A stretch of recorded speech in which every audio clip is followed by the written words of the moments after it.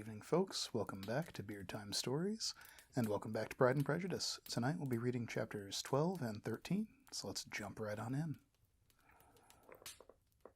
In consequence of an agreement between the sisters, Elizabeth wrote the next morning to her mother to beg that the carriage might be sent for them in the course of the day. But Mrs. Bennet, who had calculated on her daughters remaining at Netherfield till the following Tuesday, which would exactly finish Jane's week, could not bring herself to receive them with pleasure before. Her answer, therefore, was not propitious, at least not to Elizabeth's wishes, for she was impatient to get home. Mrs. Bennet sent them word that they could not possibly have the carriage before Tuesday, and in her postscript it was added that if Mr. Bingley and his sisters pressed them to stay longer, she could spare them very well. Against staying longer, however, Elizabeth was positively resolved. Nor did she expect it would be asked, and fearful, on the contrary, as being considered as intruding themselves needlessly long. She urged Jane to borrow Mr. Bingley's carriage immediately, and at length it was settled that the original design of leaving Netherfield that morning should be mentioned and the request made. The communication excited many professions of concern, and enough was said of wishing them to stay at least till the following day, to work on Jane, and till the morrow. Their going was deferred. Miss Bingley was then sorry that she had proposed the delay, for her jealousy and dislike of one sister much exceeded her affection for the other. I wonder which sister that could be. The master of the house heard with real sorrow that they were to go soon, and repeatedly tried to persuade Miss Bennet that it would not be safe for her, that she was not enough recovered, but Jane was firm where she felt herself to be right. To Mr. Darcy it was welcome intelligence. Elizabeth had been at Netherfield long enough. She attracted him more than he liked, and Miss Bingley was uncivil to her, and more teasing than usual to himself. He wisely resolved to be particularly careful that no sign of admiration should now escape him, nothing that could elevate her with the hope of influencing his felicity.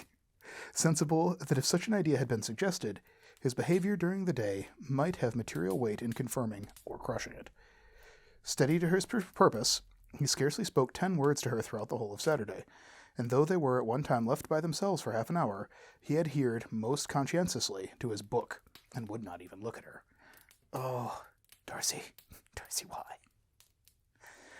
On Sunday, after morning service, the separation, so agreeable to almost all, took place.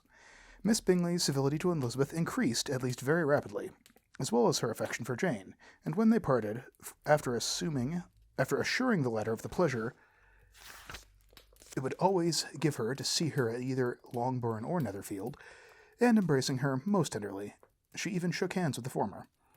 Elizabeth took leave of the whole party in the liveliest of spirits. Elizabeth is just like, I'm out. They were not welcomed home very cordially by their mother, however. Mrs. Bennet wondered at their coming, and thought them very wrong to give so much trouble, and was sure Jane would have caught cold again. But their father, though very laconic in his expressions of pleasure, was really glad to see them. He had felt their importance in the family circle. The evening conversation, when they were all assembled, had lost much of its animation, and almost all its sense by the absence of Jane and Elizabeth. They found Mary, as usual, deep in the study of thorough base and human nature, and had some new extracts to admire, and some new observations of threadbare morality to listen to. Catherine and Lydia had informed them of a different sort, or had information of them for a different sort. Much had been done, and much had been said in the regiment since the preceding Wednesday, and several of the officers had dined lately with their uncle. A private had been flogged, most unfortunate for him, and it had been actually hinted that Colonel Foster was going to be married. Chapter 13. I hope, my dear, said Mr. Bennet to his wife, as they were at breakfast the next morning, that you have ordered a good dinner today, because I have reason to expect an addition to our family party. Who do you mean, my dear? I know of nobody that is coming, I am sure, unless Charlotte Lucas should happen to call in, and I hope my dinners are good enough for her. I do not believe she often sees such at home. The person of whom I speak is a gentleman and a stranger. Mrs. Bennet's eyes sparkled. A gentleman and a stranger. It is Mr. Bingley, I am sure. Why, Jane, you never dropped a word of any of this, you sly thing. Well, I am sure I shall be extremely glad to see Mr. Bingley. But good Lord, how unlucky! There is not a bit of fish to be got today. Lydia, my love, ring the bell. I must speak to Hill at this moment. It is not Mr. Bingley, said her husband. It is a person whom I never saw in the whole course of my life. This roused a general astonishment, and he had the pleasure of being eagerly questioned by his wife and all 5 daughters at once. After amusing himself some time with their curiosity, he thus explained, "About a month ago I received this letter, and about a fortnight ago I answered it, for I thought it to be a case of some delicacy and requiring early attention. It is from my cousin, Mr. Collins, who, when I am dead, may turn you all out of this house as soon as he pleases." "Oh dear," cried his wife, "I cannot bear to hear that mentioned. Pray do not talk of that odious man. I do think that it is the hardest thing in the world that your estate should be entailed away from your own children, and I am sure that if I had been you, I should have tried long ago to do something or other about it." Jane and Elizabeth attempted to explain to her the nature of an entail.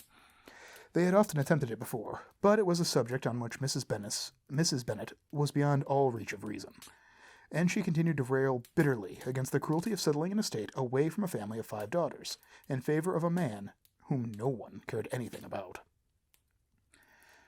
"Oh, it is certainly a most iniquitous affair, said Mr. Bennet, and nothing can clear Mr. Collins from the guilt of inheriting Longbourn. But if you will listen to his letter, you may perhaps be a little softened by his manner of expressing himself." "No, that I am sure I shall not, and I think it very impertinent of him to write to you at all, and very hypocritical. I hate such false friends. Why could he not keep on his quarrelling with you as his father did before him?" "Oh, why indeed, he does seem to have some filial scruples on that head, as you well hear." Hunsford, near Westham, Kent, 15th October. "Dear Sir, the disagreement subsiding between yourself and my late honoured father always gave me much uneasiness, and since I have had the misfortune to lose him, I have frequently wished to heal the breach, but for some time I was kept back by my own doubts, fearing lest that it might seem disrespectful in his memory for me to be on good terms with anyone with whom it had always pleased him to be at variance. There, Mrs. Bennet. My mind, however, is now made up on the subject, for having received ordination at Easter, I have been so fortunate as to have been distinguished by the patronage of the Right Honourable Lady Catherine de Bow, widow of Sir Louis de Bow, whose bounty and benefits has preferred me to the valuable rectory of this parish, where it shall be my earnest endeavour to demean myself with grateful respect towards her ladyship, and be ever ready to perform those rites and ceremonies which are instituted by the Church of England. As a clergyman, moreover, I feel that it is my duty to promote and establish the blessing of peace in all families within the reach of my influence, and on these grounds I flatter myself that my present overtures of goodwill are highly commendable, and thus the circumstance of my being next in the entail of Longbourn estate will be kindly overlooked on your side, and will not lead you to reject the offered olive branch. I cannot be otherwise than concerned at being the means of injuring your amiable daughters, and beg leave to apologize for it, as well as to assure you of my readiness to make them every possible amends, but of this hereafter. If you should have no objection to receive me into your house, I propose myself the satisfaction of waiting on you and your family Monday, November 18th, by 4 o'clock, and shall probably trespass on your hospitality until the Saturday following, which I can do without any inconvenience, as Lady Catherine is far from objecting to my occasional absence on a Sunday, provided that some other clergyman is engaged to do the duty of the day. I remain, dear sir, with respectful compliments to your lady and daughters, your well-wisher and friend, William Collins. Oh, it is at 4 o'clock, therefore, that we may expect this peace-making gentleman, said Mr. Bennet, as he folded up the letter.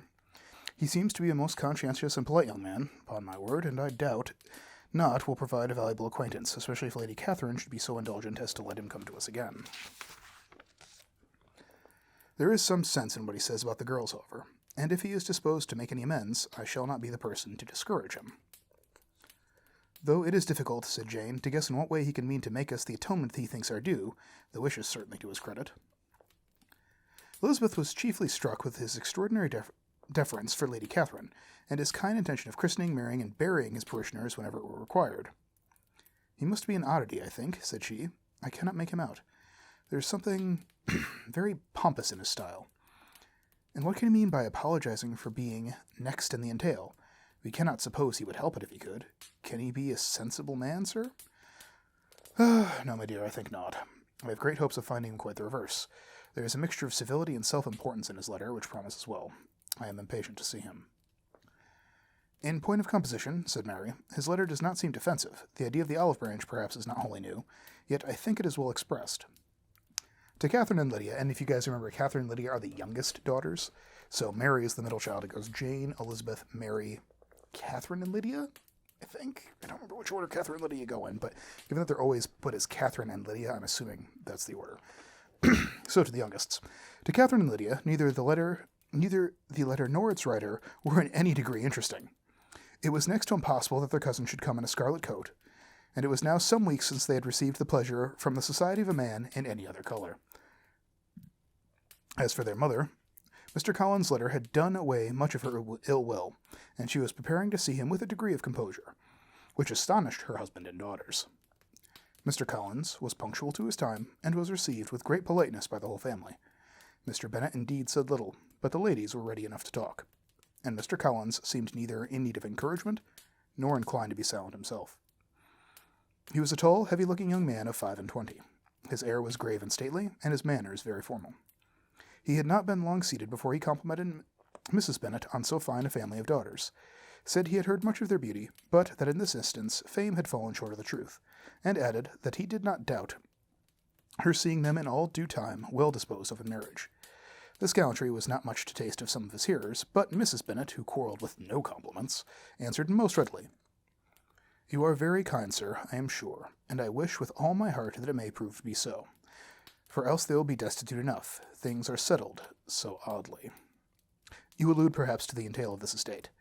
"Ah, sir, I do indeed. It is a grievous affair to my poor girls, you must confess. Not that I mean to find fault with you, for such things I know are all a chance in this world. There is no knowing how estates will go to whom, whence they will be entailed. I am very sensible, madam, of the hardship of my fair cousins, and could say as much on the subject, but I am cautious of appearing forward and precipitate. But I can assure the young ladies that I come prepared to admire them. At present I will say no more, but perhaps when we are better acquainted—" He was interrupted by a summons to dinner, and the girls smiled at each other. They were not only the object of Mr. Collins' admiration. They were not the only objects of Mr. Collins' admiration. The hall, the dining room, all of its furniture were examined and praised, and its accommodation of everything would have touched Mrs. Bennet's heart, but for the mortifying supposition of his viewing it all as his own future property. The dinner, too, was highly admired, and he begged to know to which of his fair cousins the excellence of its cookery was owing. But here he was set right by Mrs. Bennet, who assured him with some asperity that they were very well able to keep a good cook, and that her daughters had nothing to do in the kitchen.